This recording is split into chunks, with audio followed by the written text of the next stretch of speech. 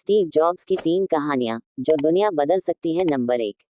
जब भी दुनिया के सबसे प्रभावशाली व्यवसायियों का नाम लिया जाता है, उसमें कोई और नाम हो न हो, एक नाम जरूर शामिल होता है और वह नाम है स्टीव जॉब्स का। पूरी दुनिया उन्हें एक सफल व्यवसाय और आविष्कारक के रूप में ही नहीं जानती है, बल्कि उन्हें दुनिया के प्रमुख प्रेरक व्यक्तियों में भी गिना जाता है। स्टीव जॉब्स एप्पल कंपनी के को-फाउंडर होने के साथ साथ पिक्सार एनिमेशन स्टूडियो के CEO भी थे। आज हम आपके साथ उनका एक बेहतरीन भाषण शेयर कर रहे हैं। ये भाषण उन्होंने स्टैनफोर्ड यूनिवर्सिटी के कॉन्वोकेशन सेरेमनी में 12 जून 2005 को दी थी। तो आइए स्टीव जॉब्स की वह बेहतरीन स्पीच पढ़ते हैं। मेरी पहली कहानी जिंदगी की छोटी छोटी घटनाएं जोड़ने और समझने के बारे में है। मैंने रीड कॉलेज में दाखिला लेने के 6 महीने के अंदर ही पढ़ाई छोड़ दी, लेकिन फिर भी 18 महीनों तक वहां किसी तरह आता जाता रहा। तो सवाल उठता है कि मैंने कॉलेज क्यों छोड़ा। दरअसल इसकी शुरुआत मेरे जन्म से पहले की है। मेरी जैविक माँ एक अविवाहित युवा कॉलेज छात्रा थी और वह मुझे किसी और को गोद देना चाहती थी, पर उनकी एक इच्छा थी कि कोई पढ़ा लिखा परिवार ही मुझे गोद ले। सब कुछ बिल्कुल सेट था, एक वकील और उसकी पत्नी का मुझे गोद लेना तय हो गया। लेकिन जब मेरा जन्म हुआ तो उस परिवार ने मुझे स्वीकार करने से मना कर दिया, क्योंकि उन्होंने सोचा था कि बेटी होगी। इसलिए तब आधी रात को मेरे नए माता पिता, जो तब वेटिंग लिस्ट में थे, को फोन करके बोला गया कि हमारे पास एक बेबी बॉय है, क्या आप उसे गोद लेना चाहेंगे। और उन्होंने झट से हाँ कर दी। बाद में मेरी जैविक माँ को पता चला कि मेरी नई माँ कॉलेज पास नहीं है और पिता तो हाई स्कूल पास भी नहीं है। तब उन्होंने एडॉप्शन पेपर पर साइन करने से मना कर दिया, पर कुछ महीनों बाद मेरे होने वाले पेरेंट्स के मुझे कॉलेज भेजने के आश्वासन के बाद वो मान गईं।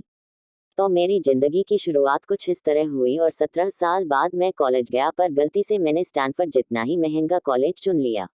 मेरे पेरेंट्स की सारी जमा पूंजी मेरी पढ़ाई में जाने लगी। 6 महीने बाद मुझे पढ़ाई में कोई रुचि नहीं दिखी।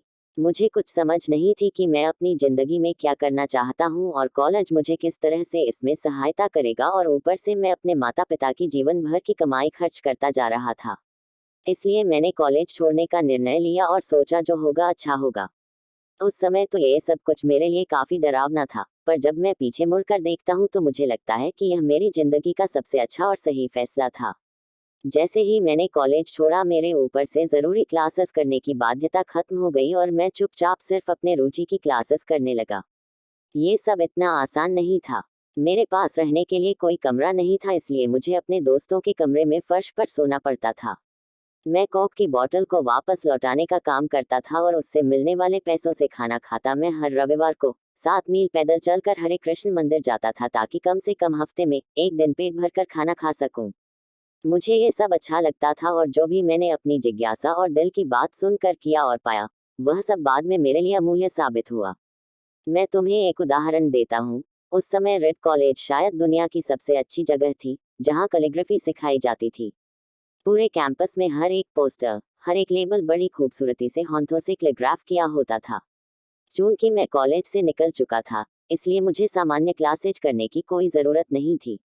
मैंने तय किया कि मैं कैलीग्राफी की क्लासेस करूंगा और इसे अच्छी तरह से सीखूंगा। मैंने सेरफ के बारे में सीखा, अलग अलग लेटर कॉम्बिनेशन के बीच में स्पेस वेरी करना और किसी अच्छी टाइपोग्राफी को क्या चीज़ अच्छा बनाती है, ये भी सीखा। ये खूबसूरत था, इतना कलात्मक था कि इसे साइंस द्वारा नहीं समझा जा सकता। यह मुझे बेहद अच्छा लगता था। उस समय जरा सी भी उम्मीद नहीं थी कि मैं इन चीज़ों का यूज़ कभी अपनी लाइफ में करूँगा। लेकिन जब 10 साल बाद हम पहला मैकिंटॉश कंप्यूटर बना रहे थे, तब मैंने इसे मैक में डिज़ाइन कर दिया और मैक खूबसूरत टाइपोग्राफी युक्त दुनिया का पहला कंप्यूटर बन गया। अगर मैं कॉलेज नहीं छोड़ता तो मैक में कभी मल्टीपल टाइपफेसेस या प्रोपोर्शनली स्पेस्ड फॉन्ट्स नहीं होते, और चूंकि विंडोज़ ने मैक की कॉपी की थी, तो शायद किसी भी पर्सनल कंप्यूटर में ये चीज़ें नहीं होती। मैं कभी कैलीग्राफी की वो क्लासेस नहीं कर पाता, और फिर शायद पर्सनल कंप्यूटर्स में जो फॉन्ट्स होते हैं, वो होते ही नहीं।